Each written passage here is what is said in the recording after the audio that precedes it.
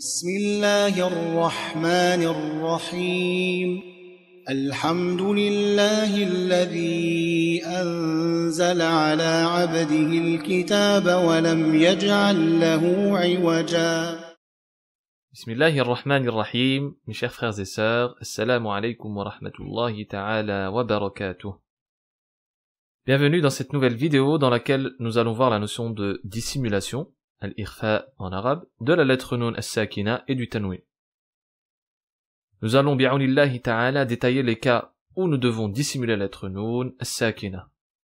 La règle est donc la suivante: si la lettre nun as-sakina ou le tanwin est suivi de toutes les autres lettres de l'alphabet non citées dans les règles précédentes, à savoir al-idhar, al-iqlab ou al-idgham, c'est-à-dire les lettres ta, tha, jim, dal, dhal, zay, sin, shin, sad, dad, ta, dha, fa, qaf et la lettre kaf, alors on applique al-irfa.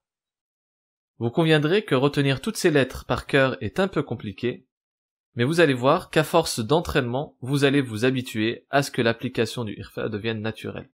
Maintenant, comment doit-on prononcer cette dissimulation de la lettre nun? Alors si je veux simplifier les choses, eh bien, c'est la prononciation du nun sakin avec nasillement, sans que la langue ne touche le palais.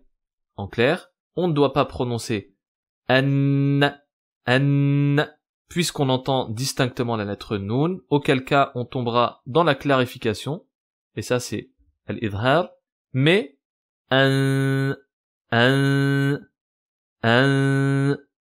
sans que la langue ne touche le palais, et en accompagnant le son avec un nasillement de 2 temps. Alors, petite astuce qui permet de se familiariser rapidement avec al-irfa. Commencez par vous entraîner avec ce son lorsqu'il est précédé d'une fatha. Pensez alors au chiffre 1 en français et sa prononciation. Essayez de prononcer par exemple un ta, un ta, un ta. Ça c'est un début pour al-irfa, mais pour qu'il soit correct, il suffit de resserrer la mâchoire et sans contact entre les dents, ce qui donne un ta, un ta, un ta. On resserre bien la mâchoire. Attention, ce n'est qu'une fois arrivé à la lettre ta qu'on appuie avec la langue pour la prononcer et pas avant. Alors une fois cet exercice maîtrisé, conservez le son final, donc et intégrez-le dans la prononciation de al-irfa précédé d'une dhamma et d'une kasra, ce qui donne ou bien donc encore une fois ici, la langue ne touche pas le palais. Alors regardez dans l'illustration suivante, donc le son passe bien par la cloison nasale, donc les grosses flèches ici on les remarque bien. Il y a également un petit son qui passe par la bouche. Donc vous voyez ici que j'ai marqué avec des petites flèches. La prononciation de la dissimulation dépend de la lettre qui suit. En effet, on doit préparer le point d'articulation de la lettre suivante. Si elle est amincie, on l'accompagne avec une runna amincie. Et si elle est emphatique, on l'accompagne avec une runna emphatique. Pour les lettres amincies, il y a la lettre ta, tha, jim, dal, dhal, zay, sin, shin, fa et la lettre kaf. Prenons maintenant des exemples du irfa nun as-sakina avec des lettres amincies. Alors, un exemple avec le nun as-sakin, avec la lettre ta, dans sourate al-kafirun. وَلَا أَنْتُمْ عَابِدُونَ مَا أَعْبُدُ أَنْتُمْ. Attention à ne pas le prononcer. أَنْتُمْ. Ne pas faire de idhar. On ne dit pas أَنْتُمْ. Non, mais plutôt أَنْتُمْ. Et vous remarquez bien que la runna est amincie. Et pas antum. Et on prépare bien la lettre ta qui est juste après. Et encore une fois, ce n'est qu'une fois arrivé à la lettre ta que la langue touche donc le palais.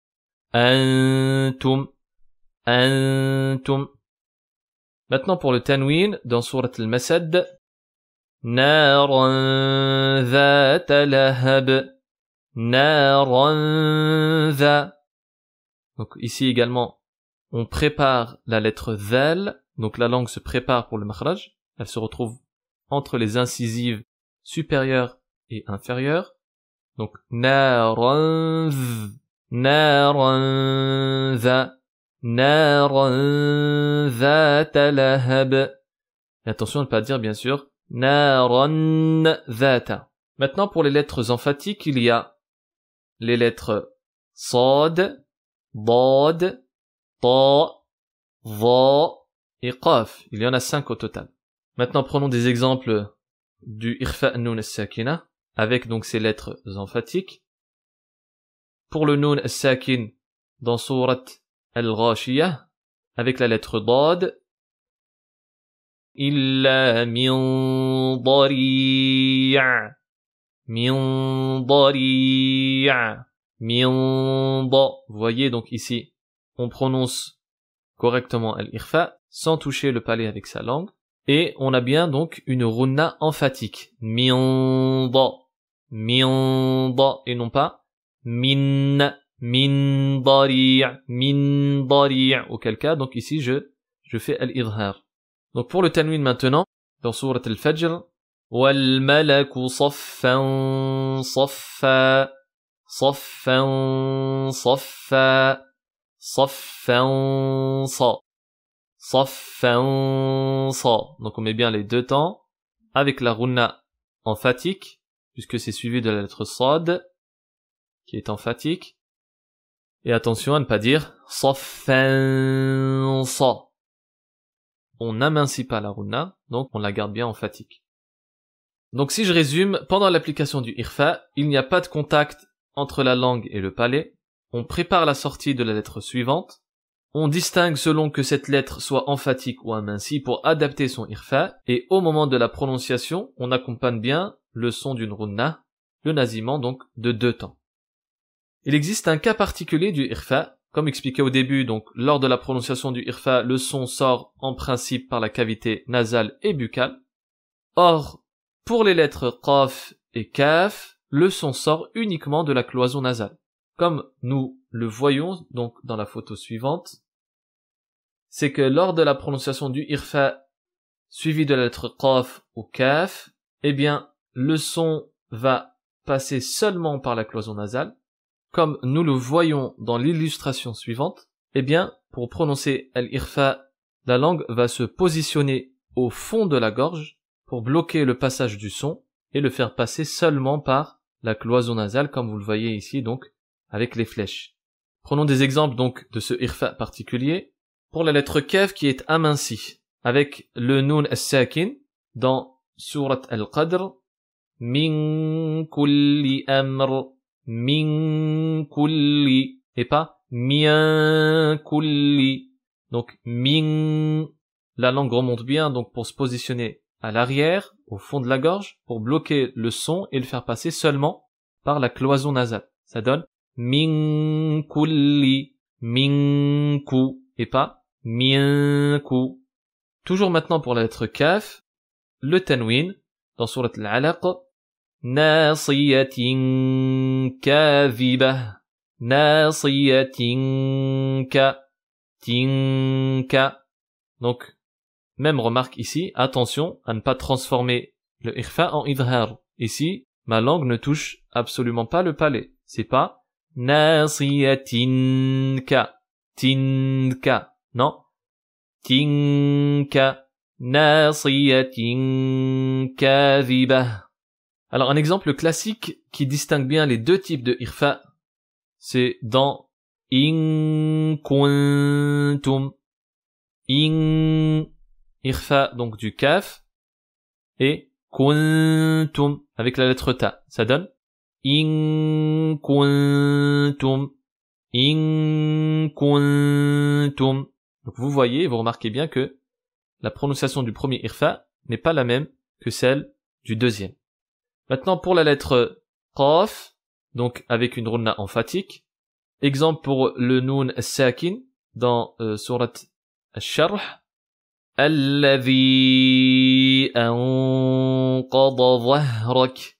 La langue bloque bien le son au fond pour le faire passer seulement par la cloison nasale et on met bien une runna emphatique. Anqa.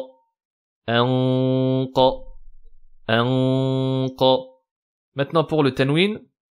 Fiha kutubun qayyimah. Dans surat al-Bayyinah. Kutubun qayyimah. Bunqa. Et pas dire également bunqa. Attention. Et on met bien donc de l'emphase sur la runna. Voilà donc pour ce dernier cas particulier. C'est ainsi que s'achève cette leçon. N'hésitez pas encore une fois à poser vos questions en commentaire. Je ne manquerai pas de vous répondre. Je vous donne rendez-vous donc dans la prochaine vidéo. Allah yabarik fikum wa yiftah alayna wa alaykum. Wassalamu alaykum wa rahmatullahi ta'ala wa barakatuh. Bismillahir Rahmanir Rahim. Alhamdulillahi alladhi anzala ala 'abdihi al-kitaba wa lam yaj'al lahu